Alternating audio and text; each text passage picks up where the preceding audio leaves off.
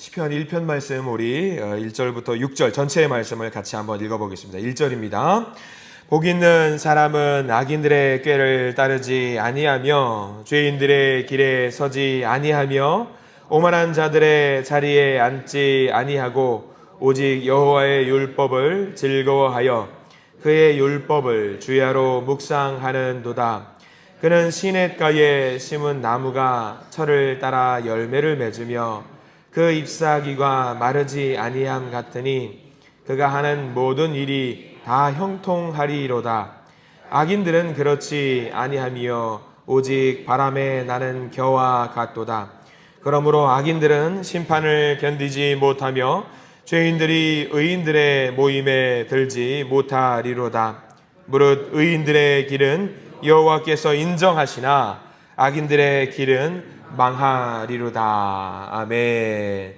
오늘 말씀 가운데 하나님의 은혜가 있기를 간절히 기도하고 소망합니다. 우리 기도하는 마음으로 고백할까요? 하나님의 은혜가 지금 저에게 임하기를 기도합니다. 우리 옆사람 축복하면서 하나님의 은혜가 지금 여러분에게 임하기를 기도합니다. 아멘.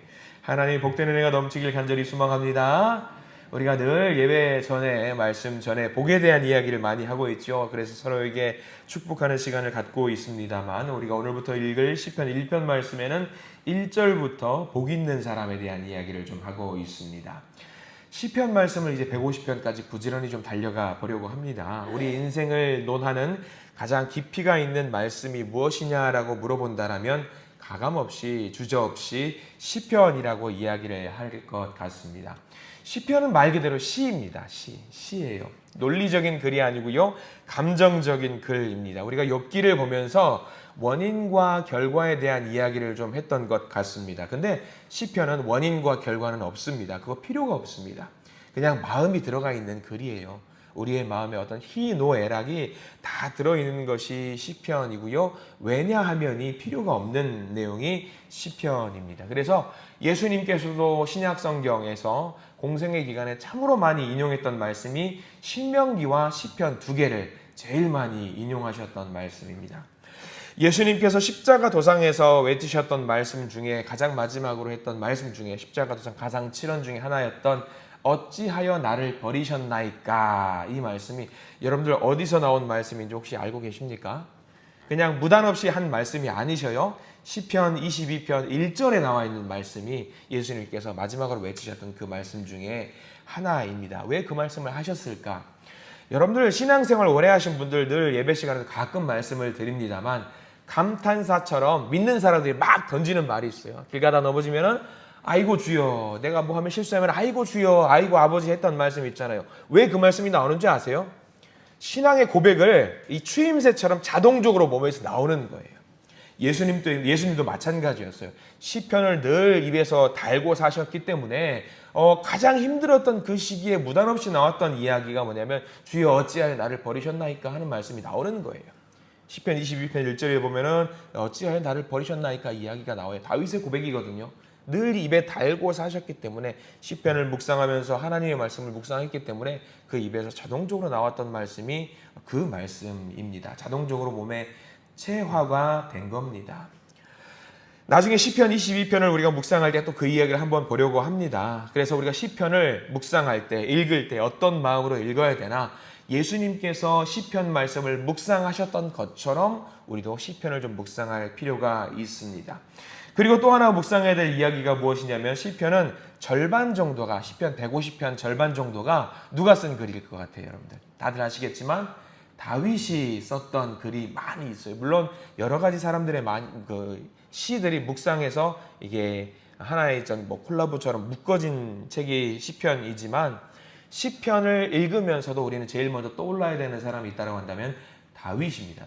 다윗의 마음으로 우리가 또 시편을 읽어야 되는데 시편에서 다윗은 어떤 입지를 차지하고 있냐면 희노애락을 가장 많이, 인생의 굴곡을 가장 많이 겪었던 사람이 또 다윗입니다. 가장 많은 어떤 감정의 격한 것들을 토로했던 사람이 다윗입니다. 그래서 시편을 읽을 때 예수님의 마음 그리고 다윗의 마음을 우리가 좀 잘 알 필요가 있어요. 우리가 역사라는 것을 사무엘과 역대기를 쭉 읽어봤습니다만 어떤 일이 있었는지 원인과 결과에 대한 이야기는 잘 알고 있습니다. 근데 그 원인과 결과, 어떤 역사에 대한 이야기를 통해서 우리는 제대로 보기 어려운 부분들이 있습니다. 왜냐하면 우리가 골리앗을 때려잡을 일이 우리가 과연 있겠습니까? 아니면 사울 왕이 우리를 죽이려고 잡아올 때에 우리가 피하거나 그를 용서한다라는 것이 과연 가능하겠습니까? 못해요. 그러나 그 감정으로 들어가는 것은 가능합니다. 그 감정으로. 시편을 읽으면서 우리가 그 마음에 어느 정도 동화되는 것은 가능하거든요. 왜냐하면 다윗도 인간이었고 예수님도 인간의 몸으로 세상 가운데 오셨기 때문에 그 감정으로 들어가는 것은 가능합니다. 자, 그래서 우리가 1절부터 시편 1편 1절부터 읽어 나가면서 그 감정에 들어가는 그런 마음의 감동이 있기를 간절히 소망합니다. 1절부터 우리 같이 한번 읽어볼까요? 1절입니다. 시작. 복 있는 사람은 악인들의 꾀를 따르지 아니하며 죄인들의 길에 서지 아니하며 오만한 자들의 자리에 앉지 아니하고 라고 나와 있어요. 시편을 시작을 하는데 150편까지 막 부지런히 달려가야 되는데 그 제일 시작점에 있는 단어가 무슨 단어냐면 복이라는 단어로 시작을 하고 있습니다. 복이 있는 사람. 근데 1편 1절에 나와 있는 거기 우리가 반드시 사실 1절부터 6절까지 다 밑줄 그어야 되잖아요. 근데 1절 보시면 복 있는 사람은 이로 시작을 한다는 말이죠. 잘 봐야 될 게 뭐냐면 복 받을 사람에 대한 이야기를 하고 있지 않아요.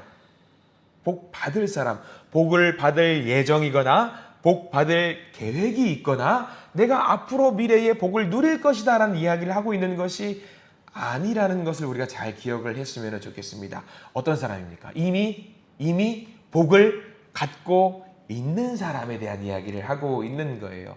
그러니까 저와 여러분들에게 우리들에게 지금 주님께서 하시는 말씀이 무슨 이야기냐면 우리 보고 복을 앞으로 받을 예정이라고 하는 이야기를 하는 것이 아니라 이미 태초부터 우리는 어떤 과정 가운데에는 복이 있는 사람이라는 거예요. 하나님이 그렇게 준비를 하셨다라는 겁니다. 여러분들 살면서 이런 말들 한번 해보신 적이 있을 겁니다. 아이고 재수 없어. 아이고 운이 없어. 왜 이렇게 운수가 없어. 그런 이야기를 해본 적이 있을 거예요. 근데 그 말 하셨던 분들 다 회개하셔야 돼요. 왜? 우리 보고 무슨 이야기 하고 있어요? 주님께서 이미 복이 있는 사람이라고 이야기를 하고 있는 거거든요. 복 있는 사람아 라고 우리의 마음을 후벼파시면서 이야기를 하고 있는 거예요. 자, 이게 오늘 무단 없이 나와서 아이고 무슨 말씀이실까? 나는 복이 없는 것 같은데 라고 하시는 말씀이 제일 먼저 이거는 우리가 짚고 넘어가야 될 게 창세기부터 우리에게 해주신 말씀이 있어요. 복이 있는 사람이라고 하는 근거가 있는데 여러분들 하나님께서 세상을 다 창조하시고 사람을 만드시고 제일 먼저 한 행동이 뭔지 아세요? 창세기 1장 27절에 이런 말씀이 있어요. 들어보십시오. 하나님이 자기 형상 곧 하나님의 형상대로 사람을 창조하시되 남자와 여자를 창조하시고 뭘 하셨을까? 27절 하나님이 그들에게 복을 주시며 라고 시작했어요. 복을 주시며 태초부터 모든 사람들에게 그 계획 가운데 있는 모든 사람들에게 1번으로 하신 행동이 뭐냐면 복을 주신 행동이에요. 그러니까 우리가 살면서 복이 없네, 운이 없네, 재수가 없네라는 이야기는 말이 안 되는 이야기예요. 이미 우리 가운데 하나님이 이 1절에 나와 있는 복 있는 사람, 아무개 집사, 아무개 성도, 아무개 권사, 아무개 장로, 아무개 목사에 너는 내가 복을 부어주는 가운데 이 세상에서 살아가는 사람이란다라는 것을 이야기해 주고 있는 겁니다. 그래서 우리가 살면서 늘 어떤 아픔과 어려움과 고통을 겪을 때에 우리가 하나님 가운데 내가 복이 없는 하나님의 복을 누리지 못하는 것 같아요 라는 고백을 하실 필요가 없는 거예요. 이미 우리는 그 복의 과정 가운데 있는 사람들이기 때문에 우리는 그저 그 복을 누리고 감사하는 마음으로 살아가면 되는 겁니다. 저와 여러분들은 이미 하나님께서 만드실 때부터 이미 태초부터 복이 있는 사람으로 정하신 존재라는 사실을 믿으시기를 부탁을 드립니다. 예수님께서도 시편을 자주 인용하셨던 것처럼 같은 마음이셔요. 복이 있는 사람, 예수님의 생각이십니다. 그 복이 있다라는 것을 이야기할 때에 조건을 따지지 않아요. 이미 태초부터 정해 있는데 너는 말을 잘 들어야지 복을 누릴 수 있는 거야. 내가 주어진 이 조건을 잘 따라와야지 복을 누릴 수 있는 거야. 그게 아니에요. 뭐 원인을 제공하는 거 그런 거 필요 없어요. 뭐 좀 증명해봐. 복 받은 사람으로서 증명해봐. 그걸 요구하지 않으십니다. 세상은 그렇게 요구하잖아요. 무언가 보여줘봐. 그래야지 내가 너에게 뭔가 줄게. 우리의 가치를 증명을 해야 되잖아요. 근데 우리 주님은 그게 아니에요. 너는 복이 있는 사람이야. 너는 시작부터 복이 있는 사람이야. 이게 하나님의 창조관이고 인간관입니다. 예수님께서 공생을 시작하시면서 마태복음 5장의 산상수훈을 이야기하실 때 여러분들 잘 알고 계실 겁니다. 산상수훈에 대한 이야기가 뭔지 아세요? 뭔지 아시잖아요. 제가 한번 산상수훈 몇 가지만 이야기를 해볼 거예요. 사람들 다 모아놓고 1번으로 하시는 말씀이 이 말씀이셨어요. 입을 열어 가르치시되 심령이 가난한 자는 뭐가 있다? 복이 있다. 애통하는 자도 복이 있다. 온유한 자도 복이 있다. 의에 줄이고 목마른 자도 복이 있다. 예수님께서 세상 사람들에게 1번으로 가르쳐 주셨던 내용이 무슨 내용이냐면 여러분들은 뭐가 있다? 복이 있다예요. 복이 있다. 그러니까 우리들더러 지금 하시는 말씀이 시편 1절부터 우리에게 주시는 말씀이 뭐냐면 복이 있는 사람이라고 이야기를 하고 있는 겁니다. 근데 예수님께서 공생애를 시작하시면서 했던 그 복이 있는 사람들은 다 하나같이 어떤 사람들인지 아세요? 피해자들이고요.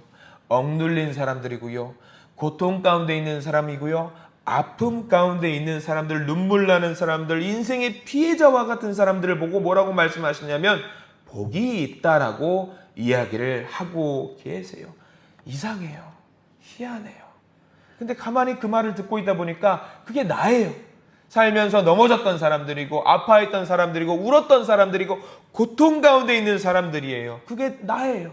근데 그 사람들로 뭐라고 말씀하시냐면 복이 있는 사람이라고 이야기를 하고 있는 거죠. 세상 사람들은 그렇습니다. 악인이라는 사람들은요, 가만 보고 있으면 떵떵거리면서 살고 있는 것 같아요. 얄미워 죽겠어요. 근데 그 사람들은 그렇게 떵떵거리면서 살아요. 세상의 인간관으로 봤을 때는 그 사람들이 복을 누리는 것 같은데 주님은 그게 아니래요. 그 사람들은 결국 어떻게 되냐면 망한대요. 그리고 우리 보고 뭐라고 말씀하시냐면 너희들은 복이 있기 때문에 결국에는 하나님의 은혜를 누린다라고 말씀을 하시는 겁니다. 자, 넘어가 볼까요? 2절 말씀 보세요. 우리더러 하시는 말씀입니다. 그 감정을 섞어가면서 읽어볼게요. 2절입니다. 오직 여호와의 율법을 즐거워하여 그의 율법을 주야로 묵상하는도다. 복이 있는 사람들은 이런 사람들이래요. 돈이 많거나 능력이 많거나 인정받거나 그런 사람이 아니라 여러분들 딱 이 말씀이잖아요. 하나님으로 만족하는 사람들이잖아요. 하나님의 율법과 하나님의 말씀, 성경 말씀 하나면은 그거면 충분하다라고 인정하고 고백하는 사람들이 저와 여러분들 아니겠습니까? 하나님 한 분이면은 충분하다. 세상 다 필요 없다. 하나님이 나를 알아주시는데 돈이 나를 유혹한다. 다 필요 없다. 명예가 다 필요 없다. 그저 나는 하나님 한 분이면 된다. 저와 여러분들에 대한 이야기 아니겠습니까? 세상 것 가지고 올 필요 없다. 나는 주님 한 분이면 된다.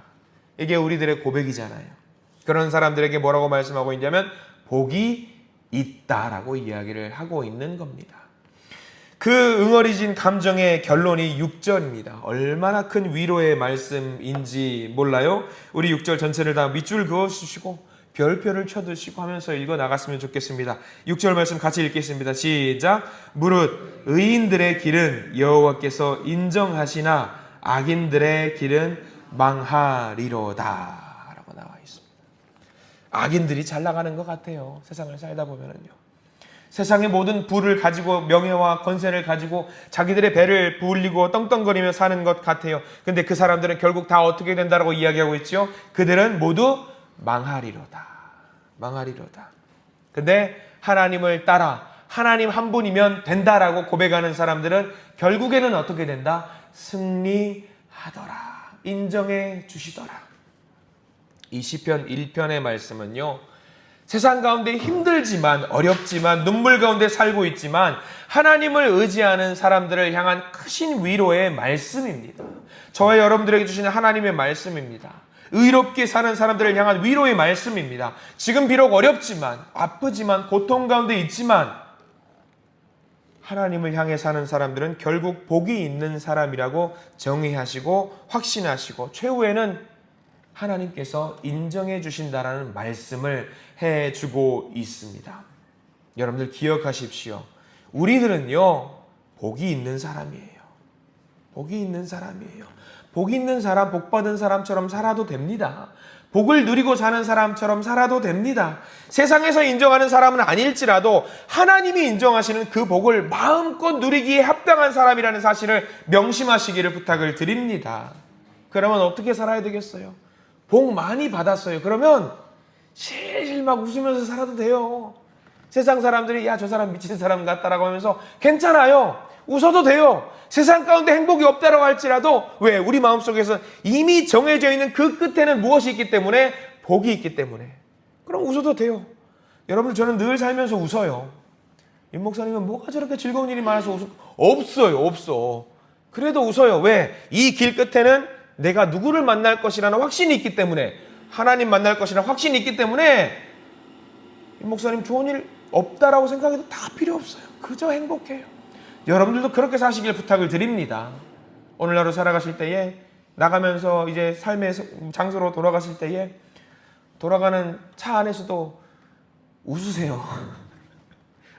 권사님 뭐 좋은 일 있어요? 오늘 말씀 받고 은혜 받았으니까 얼마나 좋아. 오늘 하루 살아가시면서 사람들만 늘 웃으세요. 아유, 아저씨 뭐 좋은 일 있으세요? 아유, 그럼 좋지 말고 내가 이렇게 복을 받았는데 얼마나 행복하지 않을 수 있겠어? 너무 행복하지. 복 받은 사람처럼 살아가시기를 부탁을 드립니다. 충분히 그래도 되시는 분들이세요. 오늘 하루 이 복을 마음껏 부어주실 하나님의 은혜를 생각하시면서 기쁨으로 살아가시는 우리 믿음의 성도님들 되시기를 간절히 축원합니다. 기도하겠습니다. 주님 감사합니다. 복이 있는 사람이라고 주님은 말씀해 주고 계십니다. 아무리 앞을 보고 뒤를 보고 옆을 보고 위를 보고 아래를 봐도 복과는 거리가 먼 삶 같은데 주님은 오늘 우리에게 말씀해 주십니다. 복 있는 사람이라고 이야기를 해 주십니다. 그래서 우리에게 약속을 해 주시는 말씀이 얼마나 은혜로운지 모릅니다. 의인들의 길은 여호와께서 인정하시나 악인들의 길은 망하리로다. 주님, 의인으로 저를 인정해 주시니 감사합니다. 그래서 복을 주신다고 약속해 주시니 감사합니다. 우리가 그 복을 마음껏 누릴 수 있는 믿음의 자녀들이 되게 해 주시옵소서. 다만 우리가 그 복을 누리는 자답게 살아가야 될 줄 믿습니다. 누리기만 하고 그것을 몸으로 마음으로 행동을 하지 않으면 복을 받은 사람으로 누구도 인정을 해주지 않을 겁니다. 주님도 인정해 주지 않을 겁니다. 저는 간절히 소망합니다. 그 복 받은 사람처럼 삶을 살아낼 수 있도록 저희들을 인도하여 주시옵소서. 예수 그리스도 이름으로 간절히 기도드립니다. 아멘.